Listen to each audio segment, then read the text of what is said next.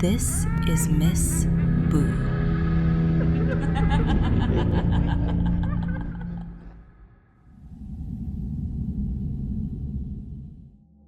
If you ever find yourself alone in an elevator after midnight, there is one thing you should never do.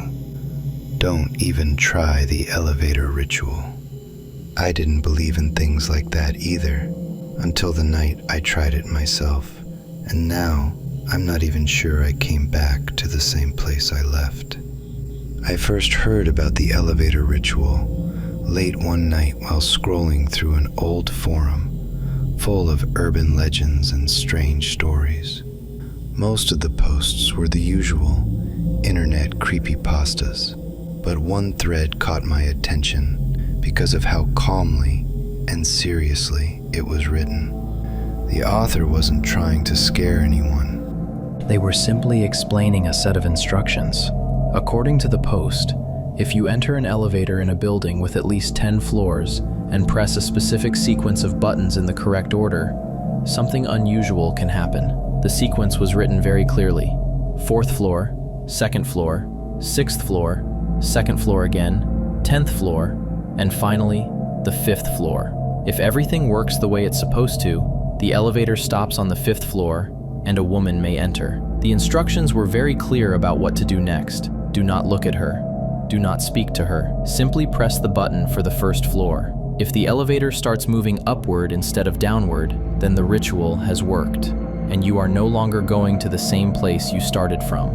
At the time I read it, I laughed and closed the page, assuming it was just another weird internet story. But for some reason, the instructions stayed in my mind. A few days later, I was visiting a friend's apartment building late at night. He was out of town and had asked me to stop by and pick up a few things from his place. The building was tall and quiet, the kind of place where the hallways feel empty after midnight. When I stepped into the lobby and saw the elevator doors open, I suddenly remembered the sequence from the post. I don't know why I decided to try it. Maybe curiosity, maybe boredom. Either way, I stepped inside the elevator and pressed the button for the 4th floor. The doors closed, and the elevator began to move. When it stopped, the doors opened to an empty hallway with dim lighting and closed apartment doors. Nothing unusual. I pressed the 2nd floor. The elevator went down and opened again to another silent hallway. Then I pressed the 6th floor, followed by the 2nd floor again, exactly the way the instructions said. Everything felt normal so far, and I was starting to feel a little embarrassed that I had even taken the story seriously. Then I pressed the button for the 10th floor. The elevator climbed slowly, humming quietly as the numbers lit up one by one. When it stopped, the doors opened to complete silence. I stood there for a moment before pressing the final button in the sequence. The 5th floor. The elevator started descending. That was when I began to feel nervous, even though I didn't want to admit it to myself. When the elevator reached the 5th floor, the doors slid open, and someone stepped inside. A woman. I didn't look directly at her, but I could see her from the corner of my eye. She had long, dark hair that covered most of her face, and she was wearing a dark coat, even though it was warm outside. The air inside the elevator suddenly felt colder. I remembered the instructions immediately. Don't look at her.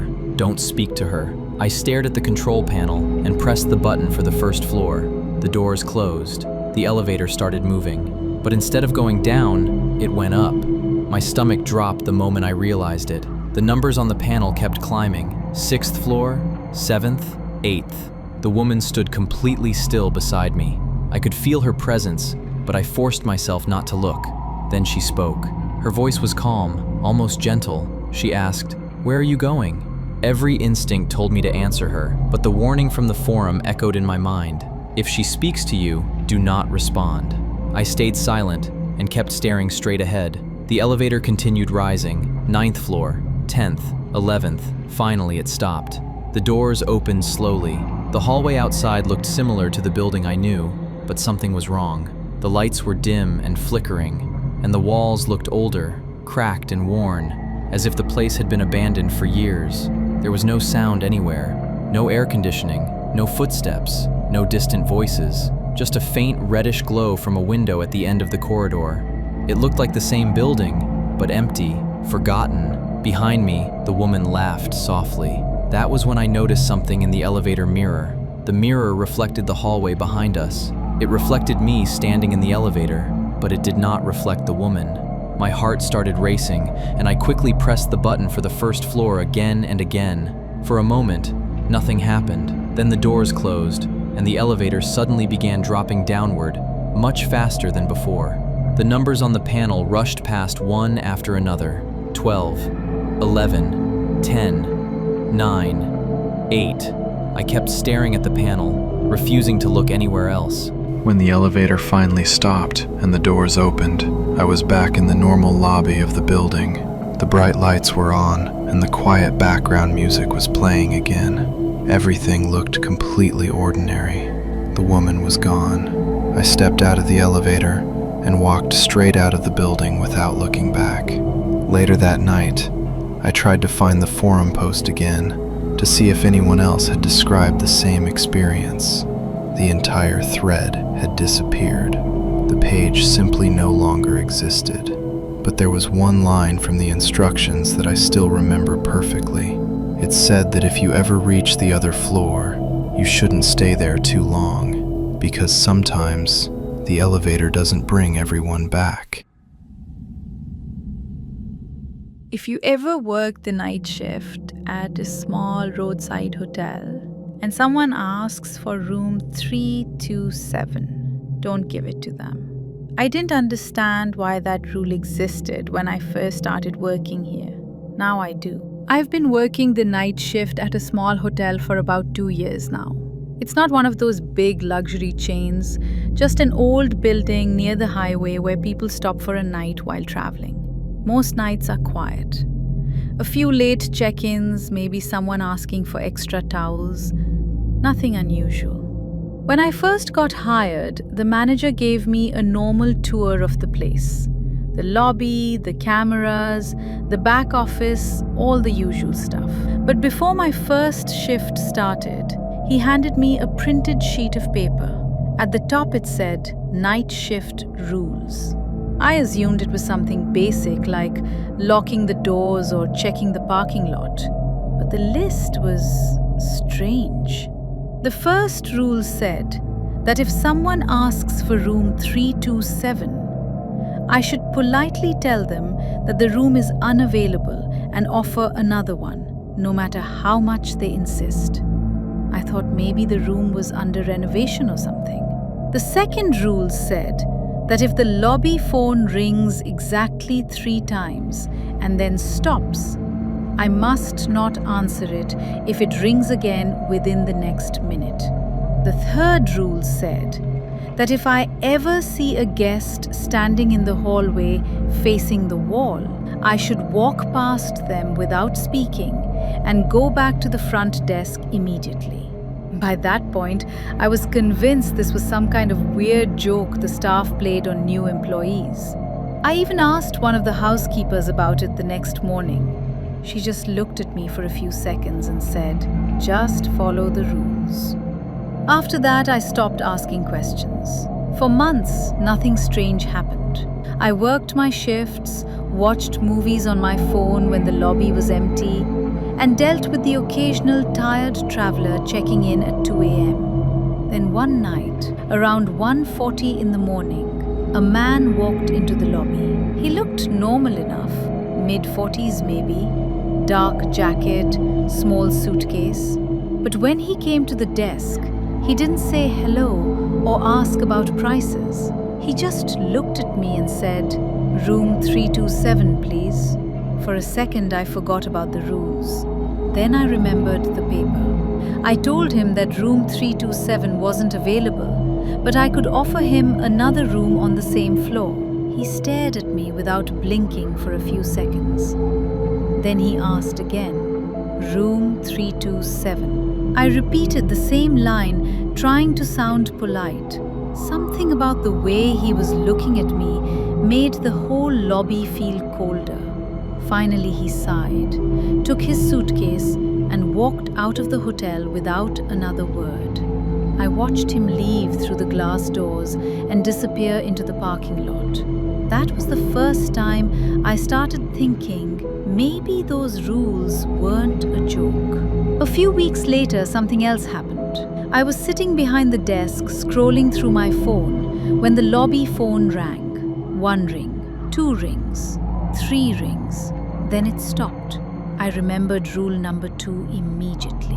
About 10 seconds later, the phone started ringing again. My hand almost reached for it out of habit, but I forced myself to leave it alone. The phone kept ringing for about 30 seconds before stopping again. I looked around the empty lobby and felt this weird sense of relief, like I had just avoided something without knowing what it was. The strangest thing happened about 3 months ago. It was close to 3 a.m. and the hotel was completely quiet. I was doing my usual walk through the hallways to make sure everything was fine. When I turned the corner on the 3rd floor, I saw someone standing about 20 feet down the hall wall. A man in a hotel robe. He was standing perfectly still with his face inches from the wall, like he was studying the wallpaper. For a moment, I thought maybe he was drunk or sleepwalking. Then I remembered the rule. If you see someone standing in the hallway facing the wall, don't speak to them. Just walk past and return to the front desk. My heart started pounding as I walked towards him. Every instinct in my body wanted to ask if he was okay, but it didn't say a word. As I passed him, I noticed something that made my skin crawl. The man wasn't breathing. His shoulders didn't move. His chest didn't rise or fall. He was just standing there, perfectly still, staring at the wall. I kept walking until I reached the stairs and went straight back to the lobby. I didn't go back to that floor for the rest of the night. In the morning, I checked the guest list for the room number. No one had checked in there. That's when I started taking the rules seriously. But the worst rule on that list is the last one. I've never broken it, and I hope I never will. It says that if you're working the night shift and someone knocks on the lobby door between 3 and 3:15 a.m. asking to come inside, you should never unlock the door. It doesn't matter if they look injured, it doesn't matter if they say they're a guest. Just turn off the lobby lights and wait until they leave. Last night, for the first time since I started working here, someone knocked on the door at exactly 3:07 a.m. I could see them through the glass. A woman standing in the rain. She was smiling. And the worst part is, I'm almost sure she's already inside the hotel. I wasn't supposed to spend the night in Black Pine Forest, and after what happened, I wish I hadn't. When I first took a summer job with the Parks Department up in northern Minnesota, I figured it would be an easy few months. Trail maintenance, checking campsites, helping lost hikers find their way back to the parking lot. Nothing exciting. The forest up there is huge, though. Miles of tall black pines packed so close together that even during the day, parts of it feel dim and quiet. On my first week, the senior ranger handed me a laminated sheet of paper and said, if I ever had to camp out in the Black Pine sector, I should read it carefully. I thought it was just normal safety rules, maybe something about bears or starting fires. Instead, the list said things like, start your campfire before sunset and never after dark. If you hear whistling in the forest at night, ignore it. If you see 2 lights between the trees, turn off your flashlight immediately. Do not leave your tent between 2 and 3 a.m. If you hear footsteps circling your camp, stay inside your tent. If someone calls your name from the woods, do not answer. If your fire goes out on its own, do not relight it. If you see a woman standing among the trees, close your eyes and count to 100. If she is still there when you finish counting, run toward the river and do not look back. And the last one said, if you hear movement inside your tent, it is already too late. I remember laughing when I finished reading it. I asked the ranger if it was some kind of joke they played on new hires. He didn't laugh. He just said most people don't last long out there if they ignore the list. A few nights later, I had to check a campsite deep in the forest. One of the older ones, hardly anyone used anymore. By the time I got there, the sun was already dropping behind the trees. So I set up a small tent, started a fire like the rules said, and cooked some instant noodles. Everything seemed normal, just wind in the trees and the sound of the fire cracking. Around midnight, I heard a whistle drifting through the woods. It was faint at first, but clear enough that I immediately remembered rule number 2. I stayed quiet. I didn't whistle back. A few minutes later, I heard the same whistle again, closer this time. I told myself it was probably another camper somewhere deeper in the forest, but something about the sound made the back of my neck prickle. An hour later, I noticed 2 small lights between the trees, maybe 50 yards away. They were perfectly still, like someone standing in the dark pointing flashlights directly at my campsite. My stomach tightened as rule number 3 popped into my head. I turned off my flashlight immediately. The moment my campsite went dark, the 2 lights disappeared, completely gone, like they had never been there. Around 2 in the morning, I woke up to the sound of footsteps crunching through the pine needles outside my tent. Slow, heavy steps circling the campsite. One full lap, then another. I lay there staring at the thin fabric of the tent wall, trying to breathe quietly while my brain repeated rule number 5 over and over. If you hear footsteps circling your camp, stay inside your tent. The steps stopped right outside the entrance, and then I heard a voice. A man's voice, soft, almost friendly.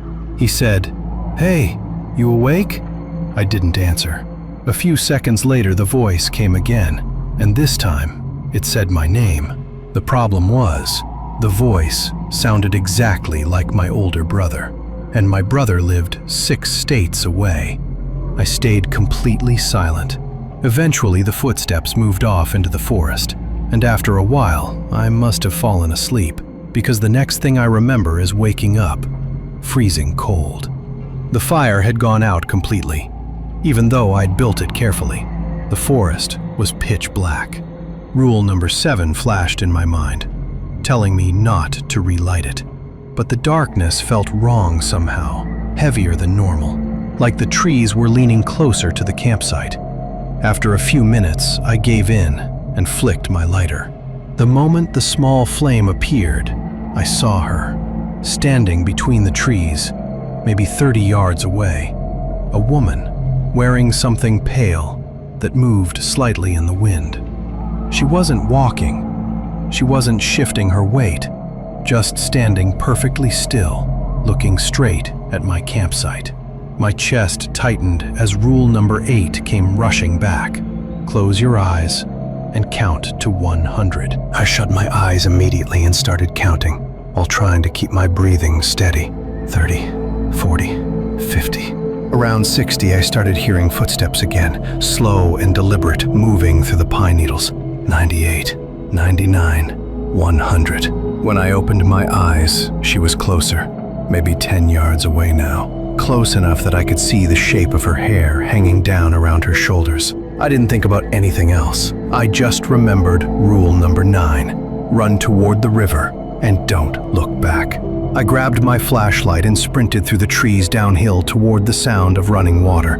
Branches hit my arms and face, but I kept going. And the entire time I could hear something moving behind me. Not running, just walking, but somehow keeping the same distance. Eventually, I burst out onto the riverbank and stopped, completely out of breath. The forest behind me was silent again. I stood there for a long time before I finally worked up the nerve to walk back to the campsite. The fire pit was still there, my backpack too, but the tent was ripped open, like something had clawed its way out from the inside, and lying on the ground next to it was the laminated rule sheet the ranger had given me. At the bottom, someone had scratched a new line into the plastic with something sharp. Rule 11. If you return to your tent after hearing movement inside it, you're already dead. If this story gave you chills, don't forget to subscribe, because the next one might be even worse.